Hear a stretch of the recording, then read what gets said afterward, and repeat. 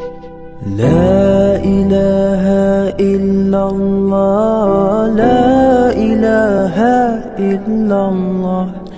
এই বছর আমানুল্লাহ তার স্ত্রীকে নিয়ে উমরা করার নিয়ত করেছেন।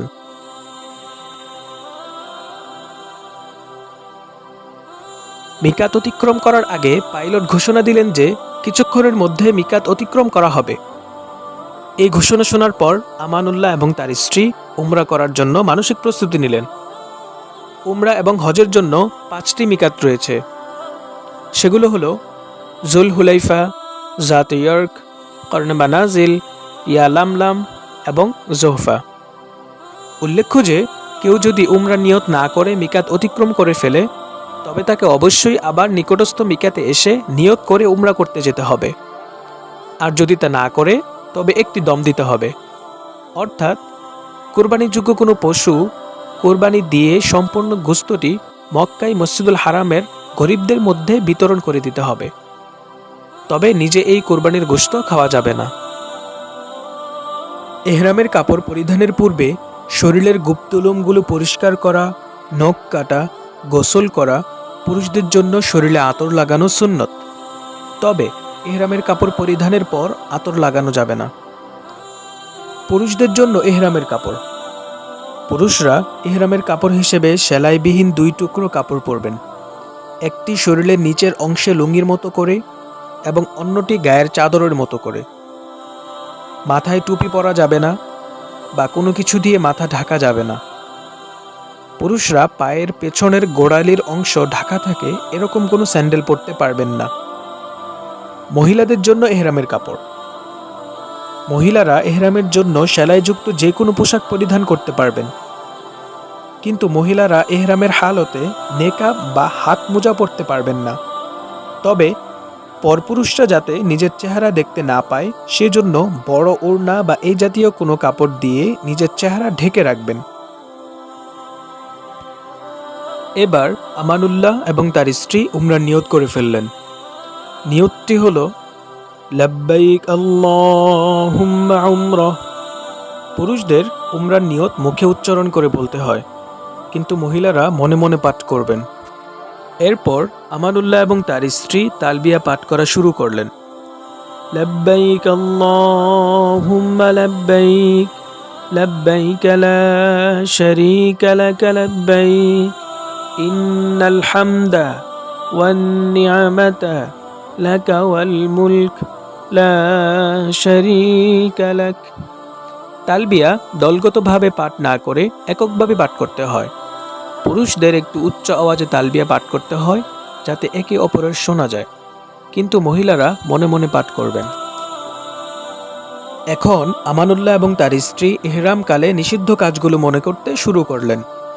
কাজগুলো হলো শরীরের যে কোনো অংশের চুল কিংবা পশম কাটা বা ছিঁড়ে ফেলা, নখ কাটা, ঘ্রাণযুক্ত তেল বা আতর লাগানো, স্বামী স্ত্রীর সঙ্গম করা অথবা যৌন উত্তেজনামূলক কোনো আচরণ করা বা এ জাতীয় কোনো কথা বলা, শিকার করা, কোনো জীবজন্তু হত্যা করা, বিয়ের প্রস্তাব দেওয়া বা এ জাতীয় কোনো ঘটকালি করা, মাথায় টুপি পরা বা কোনো কিছু দিয়ে মাথা ঢেকে রাখা, পুরুষদের ক্ষেত্রে পায়ের পেছনের গোড়ালির অংশ ঢেকে যায় এরকম কোনো জুতা পরা, হারাম এলাকার মধ্যে কোনো গাছ কাটা, পাতা ছেঁড়া বা উপড়ে ফেলা, ঝগড়া বিবাদে লিপ্ত হওয়া, পুরুষদের ক্ষেত্রে সেলাইযুক্ত কোনো পোশাক পরিধান করা। মক্কায় পৌঁছার পর আমানুল্লাহ এবং তার স্ত্রী তাওয়াফ করার জন্য কাবার দিকে যাওয়া শুরু করলেন। তাওয়াফ শুরু করার পূর্বে তারা তালবিয়া পাঠ করা বন্ধ করলেন। এবার তারা কাবাঘরের যে কর্নারে হাজরে আসওয়াদ আছে সেই কর্নারে গিয়ে আমানুল্লাহ তার ডান কাঁধ খোলা রেখে শরীরের উপরের অংশে এহরামের কাপড়টি পরলেন এবং দুজনই ডান হাত হাজরে আসওয়াদ বরাবর ইশারা করে বিসমিল্লাহি আল্লাহু আকবার বলে কাবাকে বাম দিকে রেখে তাওয়াফ শুরু করলেন। একটি তাওয়াফে মোট 60টি চক্কর দিতে হয় এবং প্রতিটি চক্কর হাজরে আসওয়াদ বরাবর কর্নার থেকে শুরু হয়ে আবার হাজরে আসওয়াদ বরাবর কর্নারে এসে শেষ হয়। পুরুষদের ক্ষেত্রে প্রথম 3টি চক্কর একটু জোরে বা দৌড়ানোর ভান করে হাঁটতে হয় এবং বাকি 4টি তাওয়াফ স্বাভাবিকভাবেই হাঁটতে হয়। আর মহিলারা 7টি চক্করই স্বাভাবিকভাবে হাঁটবেন। তাওয়াফ করার সময় যে কোনো দোয়া করা যায়। তাওয়াফের প্রতিটি চক্করে হাজরা আসওয়াদের আগের যে কর্নার রয়েছে, যেটিকে রুকনে ইয়ামানি কর্নার বলা হয়, এই কর্নারে হাত দিয়ে ছোঁয়া সুন্নত।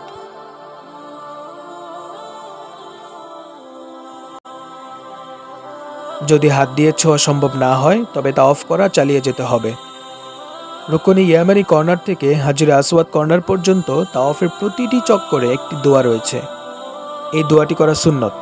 দোয়াটি হলো রব্বানা আতিনা ফিদ দুনিয়া হাসানাহ ওয়া ফিল আখিরাতি হাসানাহ ওয়া কিনা আযাবান নার।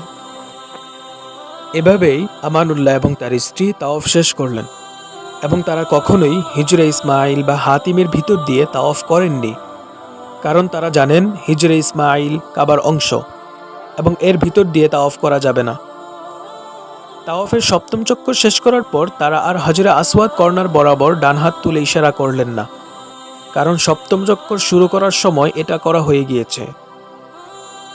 এবার আমানুল্লাহ তার ডান কাঁধ আবৃত করে ফেললেন এবং আমানুল্লাহ ও তার স্ত্রী কাবা ও মাকাম ইব্রাহিমকে সামনে রেখে 2 রাকাত তাওয়াফের ওয়াজিব নামাজ আদায় করলেন।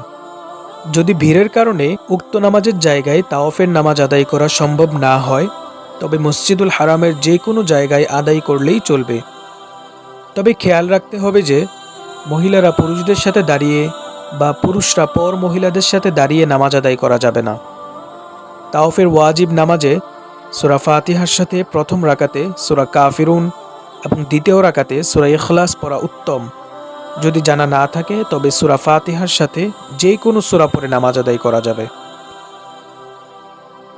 তাওয়াফের নামাজ আদায় করার পর আমানুল্লাহ ও তার স্ত্রী দাঁড়িয়ে বিসমিল্লাহ বলে জমজমের পানি পান করলেন। এই সময় জমজমের পানি পান করা সুন্নত এবং পান করা শেষে বরকতের জন্য একটু পানি হাতে নিয়ে মাথায়, মুখে ও গায়ে মাখলেন। এরপর আমানুল্লাহ ও তার স্ত্রী সাই করার জন্য সাফা পাহাড়ের দিকে যাওয়া শুরু করলেন। সাফা পাহাড়ে ওঠার সময় তারা একটি দোয়া পড়লেন, ইন্নাস সাফা ওয়াল মারওয়াতা মিন শাআইরিল্লাহ। সাফা পাহাড়ে পৌঁছানোর পর আমানুল্লাহ ও তার স্ত্রী কাবার দিকে মুখ করে মুনাজাতের ন্যায় 2 হাত তুলে দোয়া করলেন, যে দোয়াটি আমাদের নবী করিম সাল্লাল্লাহু আলাইহি ওয়াসাল্লাম করেছিলেন। লা ইলাহা ইল্লাল্লাহু ওয়াহদাহু লা শারীকা লাহু লাহুল মুলকু ওয়া লাহুল হামদ ওয়া হুয়া আলা কুল্লি শাইইন কাদির।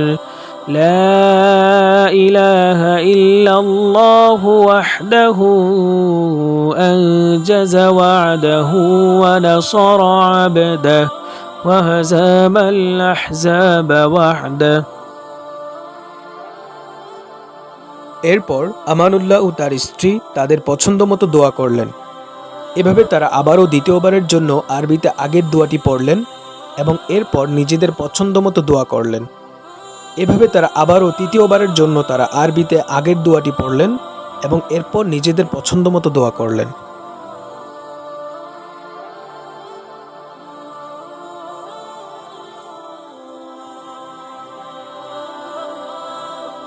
সাফা পাহাড়ের দোয়া শেষ করে আমানুল্লাহ ও তার স্ত্রী মারওয়ার দিকে হাঁটা শুরু করলেন এবং সবুজ চিহ্নিত জায়গাটিতে আমানুল্লাহ একটু জোরে হাঁটলেন, কিন্তু তার স্ত্রী স্বাভাবিকভাবেই হাঁটলেন।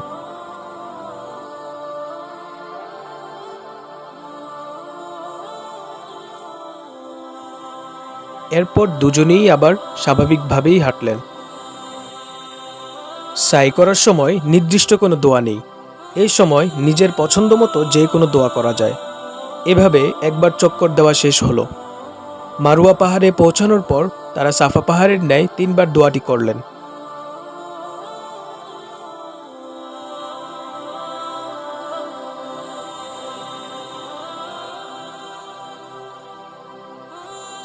এভাবে তারা আবারও মারওয়া থেকে সাফা পাহাড়ের দিকে হাঁটলেন। আগের ন্যায় সবুজ চিহ্নিত জায়গাটিতে আমানুল্লাহ একটু জোরে হাঁটলেন এবং তাদের দ্বিতীয়বার চক্কর দেওয়া হয়ে গেল।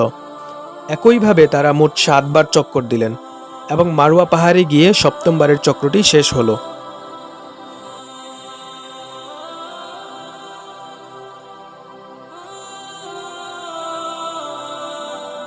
সাই করা শেষে আমানুল্লাহ তার চুল মুন্ডন করলেন এবং তার স্ত্রীর মাথার চারদিকের চুলের অগ্রভাগের 1 ইঞ্চি পরিমাণ কেটে দিলেন। আমানুল্লাহ ও তার স্ত্রী উমরা শেষ করলেন এবং মনের মধ্যে আশা রাখলেন আল্লাহ তাদের উমরা কবুল করবেন ইনশাআল্লাহ।